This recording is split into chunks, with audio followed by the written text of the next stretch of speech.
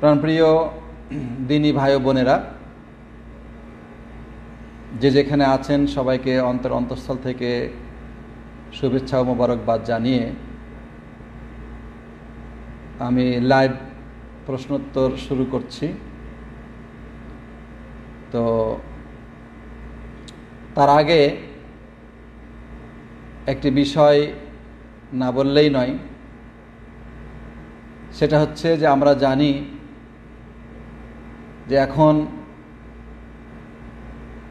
দুনিয়াব্যাপী একটা কঠিন ভয় ভীতির ভিতরে মানুষ দিন যাপন করছে। সেটা হচ্ছে যে করোনা ভাইরাসের ভয়। এটা এমন একটি ভাইরাস বা এমন একটি রোগ, কোনো মানুষকে যদি সেটা পাকড়াও করে তাহলে তার কোনো ভ্যাকসিন নাই, তার কোনো চিকিৎসা নাই, একমাত্র আল্লাহ তাআলার দয়া ছাড়া। তো এজন্যে বিভিন্ন দেশ বিভিন্নভাবে বিভিন্ন রকমের ব্যবস্থা গ্রহণ করেছে।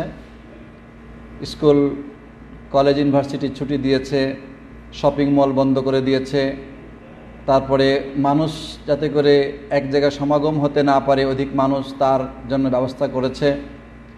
গণপরিবহনগুলো বন্ধ করে দেওয়া হয়েছে, ইত্যাদি নানা ব্যবস্থা গ্রহণ করা হয়েছে।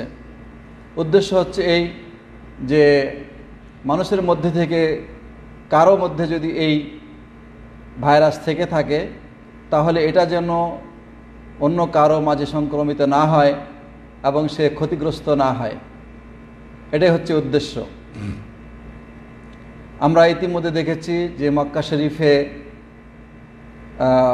বহিরাগত লোকদের জন্য ওমরা বন্ধ করে দেওয়া হয়েছে এবং দূর দিয়ে কাবা ঘরে তওয়াফ চলছে। তারপরে সালাত ওইভাবে দূরে দূরে রেখে চলতেছে। অলরেডি আমরা কিছু কিছু দেশে দেখেছি, বিশেষ করে কুয়েতে এই মসজিদে আসা সাময়িকের জন্য বন্ধ করে দেওয়া হয়েছে। তো এই সবগুলি হচ্ছে সতর্কতার জন্য।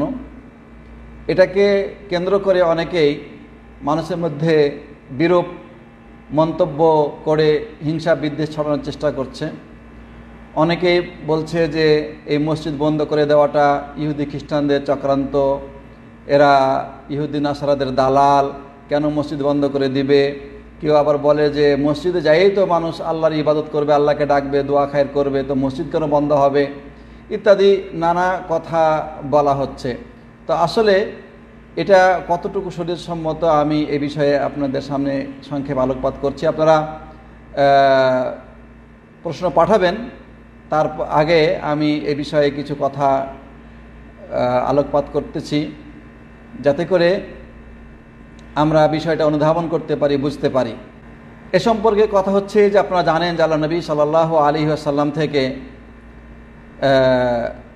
প্রমাণিত হয়েছে যে আল্লাহ নবী সাল্লাল্লাহু আলাইহি ওয়াসাল্লাম বলেছেন যে কোনো জায়গায় যদি এরকম মহামারী দেখা যায় তাহলে তোমরা সেই স্থানে প্রবেশ করো না, আর যদি কোনো জায়গাতে তোমরা থাকা অবস্থায় সেখানে মহামারী শুরু হয়ে যায় তাহলে তোমরা সেখান থেকে বের হয়েও না। এভাবে আল্লাহ নবী সাল্লাল্লাহু আলাইহি ওয়াসাল্লাম নির্দেশনা দিয়েছেন। তো এই নির্দেশনার পরিপ্রেক্ষিতে আমরা কি বুঝতে পারি যে কারো মধ্যে যদি এটা থাকে তাহলে সে যেন বাইরে চলে গিয়ে অন্যদেরকে সংক্রমিত করতে না পারে, অথবা বাহিরের সুস্থ লোকেরা এসে যেন তার মাধ্যমে অসুস্থ না হয়ে যেতে পারে। এজন্য আল্লাহ নবী সাল্লাল্লাহু আলাইহি ওয়াসাল্লাম এ কথা বলেছেন। উটের বিষয়ে এরকম কথা বলা হয়েছে যে সমস্ত উট অসুস্থ রয়েছে, মহামারীতে আক্রান্ত রয়েছে, তাদেরকে যেন সুস্থ উটের কাছে না নিয়ে আসা হয়, আর সুস্থ উটগুলোকে যেন অসুস্থর কাছে না নিয়ে যাওয়া হয়। এরকম 17 হিজরিতে যখন শাম বা সিরিয়া, জর্দান, ফিলিস্তিন এগুলিকে শাম বলা হতো, এই সমস্ত জায়গায় কিন্তু একটা মহামারী শুরু হয়েছিল যেটাকে তাউন আমওয়াস বলা হয়। আমওয়াস নামক জায়গা থেকে এই মহামারীটা শুরু হয়েছিল। তো এই মহামারীর কারণে সে সময় কিন্তু প্রায় 20,000 লোক মৃত্যুবরণ করে, প্রায় 20,000 লোক মৃত্যুবরণ করে। তো সেই সময় মহামারীটা প্রায় শুরুর পথে, যখন শুরুর পথে তখন ওমর বিন খাত্তাব রাদিয়াল্লাহু তাআলা আনহু সেখানে গমন করেছিলেন, যে তিনি সেখানে যাবেন। সেখানে আবু উবাইদা ইবনুল জাররাহ, তারপরে আমর ইবনে আস, মুআজ ইবনে জাবাল, এরকম বড় বড় সাহাবীরা ছিলেন। তো যখন তিনি কাছাকাছি এলাকায় পৌঁছলেন, তো তখন তো এরকম নেটওয়ার্ক সিস্টেম ছিল না, মোবাইল ছিল না ইত্যাদি। তো যখন তিনি কাছাকাছি এলাকায় পৌঁছলেন, তখন তাকে জানানো হলো যে এখানে মহামারী শুরু হয়েছে, আপনি এই এলাকায় প্রবেশ করিয়েন না। তখন তিনি তার লোকদেরকে সাথে নিয়ে ফেরত চলে আসেন। তখন তিনি আবু উবাইদা ইবনুল জাররাহকে বলেছিলেন যে আপনিও চলে আসেন, কারণ হয়তো এই রোগে আক্রান্ত হয়ে আপনার কোনো ক্ষতি হতে পারে। তখন তিনি বলেছেন যে আমি সাধারণ লোকদের সেনাপতি হিসাবে এখানে আছি, তো এখন আমি যদি চলে যাই তাহলে লোকেদেরকে দেখাশোনা করবে কে, বা তাদের মনোবল ভেঙে যাবে। তখন তিনি বের হন নাই, তিনি আসেন নাই। তো যাই হোক, ওমর বিন খাত্তাব রাদিয়াল্লাহু আনহু চলে আসার পরে সেখানে মহামারী ব্যাপক আকার ধারণ করে। তখন তিনি নির্দেশ পাঠান আমর ইবনে আস রাদিয়াল্লাহু আনহুকে যে সাধারণ লোকদেরকে নিয়ে তিনি যেন ছড়িয়ে পড়েন, মানে লোক সমাগম যেখানে বেশি ওই সমস্ত জায়গাতে না থেকে যেখানে আলাদা আলাদা থাকা যায় এরকম জায়গায় যেন তারা নিয়ে চলে যান। এবং তিনি বলেছিলেন যে পাহাড়ি এলাকায় যেন লোকদেরকে ছড়িয়ে ছিটিয়ে রাখা হয়। তো এইভাবে আমর ইবনে আস রাদিয়াল্লাহু আনহু সবাইকে নিয়ে পাহাড়ি এলাকায় চলে যান এবং এরপরে সেখানে তারা দিন যাপন করতে থাকেন। কিন্তু সেখানে যাওয়ার পরে যারা অসুস্থ অবস্থায় পাহাড়ি এলাকায় চলে গিয়েছিল তাদের মধ্যে অনেকে মৃত্যুবরণ করে। আর পরবর্তীতে যখন এটা একটু এই প্রকোপটা যখন দুর্বল হয়ে যায় বা এটা হালকা হয়ে যায়, তখন তারা সেখান থেকে ফিরে আসেন। তো সাহাবায়ে কেরাম এ ব্যাপারে সতর্কতা অবলম্বন করেছেন এবং তারা এ ব্যাপারে ব্যবস্থা গ্রহণ করেছেন। সুতরাং এই অবস্থায় যদি সতর্কতামূলক কোনো পদক্ষেপ নেওয়া হয়, তাহলে ইসলামী শরীয়তের কিন্তু এটা পরিপন্থী নয়, বরং এটাই হচ্ছে সঠিক নিয়ম, এটাই হচ্ছে সুন্নাহ, এটাই হচ্ছে সালাফি সালেহিনের আমল। তো এখন মসজিদ প্রসঙ্গে, মসজিদ বন্ধের প্রসঙ্গ বিষয়টা এটার সাথে সম্পৃক্ত। কারণ আমরা জানি যে যখন একজন মানুষ আক্রান্ত থাকে, তো তাকে আমরা চিনি না যে সে কে আক্রান্ত, আমরা তাকে চিনি না। এখন এই অবস্থায় সে যদি মসজিদে আসে আর আমরাও সুস্থ মানুষ মসজিদে আসি, তাহলে তার মাধ্যমে আরও 10 জন, 15 জন, 20 জন বা পুরা মসজিদের লোক আক্রান্ত হয়ে যেতে পারে। সুতরাং এই সুস্থ লোকগুলোর রক্ষার স্বার্থে মসজিদকে বন্ধ করে দেওয়া হচ্ছে, যাতে করে ওই অসুস্থ লোকটি এসে সুস্থ লোকদেরকে অসুস্থ না করে দেয়। এখন আপনি হয়তো বলতে পারেন যে ওই অসুস্থ লোকটিকে বাধা দিলেই তো হয়। তো বাধা দেওয়ার কথা তো বলাই হয় যে যারা অসুস্থ আছে তারা যেন ঘর থেকে না বের হয়। এবং ইতিপূর্বে আমরা একটা ফতোয়া এখানে পেশ করেছি এবং সেটা ফতোয়া লাজনা দায়েমা থেকে, যে লা দারারা ওয়ালা দিরার, আল্লাহ নবী সাল্লাল্লাহু আলাইহি সাল্লাম বলেছেন যে তুমি ক্ষতির সম্মুখীন হবে না আর তুমি কাউকে ক্ষতি করবে না, তোমার জন্য কেউ ক্ষতি না করে এবং তোমার দ্বারা যেন অন্যের ক্ষতি না হয়।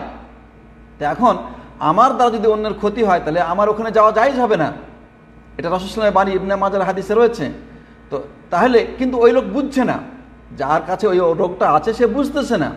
তো সে কি করছে, বলছে যে আমি মসজিদে যে আল্লাহর ইবাদত করবো, আল্লাহর কাছে দোয়া করবো। হ্যাঁ, এখন তার এই না বুঝার কারণে সে এভাবে মসজিদে প্রবেশ করছে, করে অন্য লোকদেরকে অসুস্থ করে দিচ্ছে। সুতরাং আমরা জানি যে কোনো একজন মানুষ যদি অন্যায় করে, তো তার কারণে তখন মানে যারা সাধারণ মানুষ যারা অন্যায় করেনি তাদেরকেও বিপদে পড়তে হয়। তো এই জন্যে স্বাভাবিকভাবে সমস্ত মানুষকে রক্ষার জন্য এই ধরনের নিয়ম বানানো হয়েছে এবং সেটা হচ্ছে সাময়িকের জন্য। আচ্ছা, এটা তারপরে কথা হচ্ছে এই যে রাসূল সাল্লাল্লাহু আলাইহি ওয়াসাল্লামের জামানায় যখন বৃষ্টি হতো, যখন কঠিন ঠান্ডা হতো, তো কঠিন ঠান্ডা এবং বৃষ্টির মৌসুমে লোকেদের মসজিদে আসতে কষ্ট হবে স্বাভাবিকভাবে।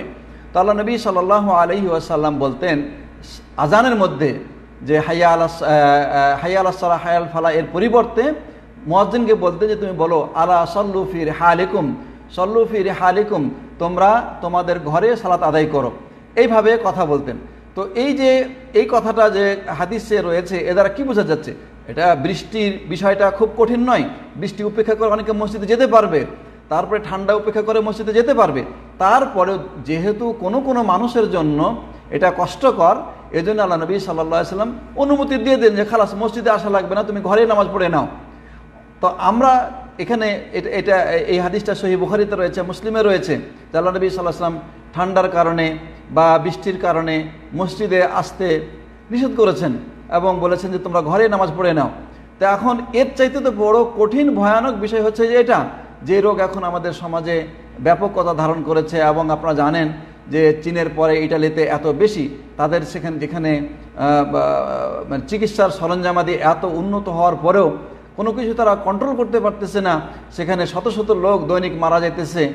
তো সেখানে সামান্য অসচেতনতার কারণে বা কোনো ব্যক্তির গাফলতির কারণে হতে পারে আরও নিরীহ এবং সুস্থ লোকেরা অসুস্থ হয়ে যাবে এবং তাদের সমস্যা হতে পারে। এজন্যে ইসলামী মূলনীতি হচ্ছে এই যে দারউল মাফাসিদি আউলা ও মুকাদ্দামুন আলা জালবিল মাসালিহ, মানে ব্যক্তি বিশেষের বা কিছু লোকের কল্যাণকে আনয়ন করার চাইতে ব্যাপকভাবে মানুষকে অকল্যাণ থেকে বাঁচানোটাকে প্রাধান্য দিতে হবে বেশি। অকল্যাণ থেকে বাঁচানোর বিষয়টাকে প্রাধান্য দিতে হবে বেশি, এটা ইসলামের মূলনীতি। তো সেই হিসাবেই এই পদক্ষেপ নেওয়া হয়েছে এবং ওই সুন্নাত অনুযায়ী আপনারা দেখেছেন যে কুয়েতের মসজিদে সল্লু ফি রিহালিকুম, সেখানে বলা হয়েছে আশহাদু আল্লা ইলাহা ইল্লাল্লাহ আশহাদু আন্না মুহাম্মাদুর রাসূলুল্লাহ বলার পরে বলছে তোমরা তোমাদের বাড়িতে নামাজ পড়ে নাও। তো এটা সুন্নাহ, রাসূল সাল্লাল্লাহু আলাইহি ওয়াসাল্লামের হাদিস দ্বারা প্রমাণিত। সাধারণ বৃষ্টি এবং ঠান্ডার কারণে যদি এই ধরনের কথা বলা যায় যে তোমরা ঘরে নামাজ পড়ে নাও, তাহলে এই ধরনের মহামারী সংক্রান্ত যে অসুখ বিসুখ রয়েছে এক্ষেত্রে তো আরও কঠিন অবস্থা এটা।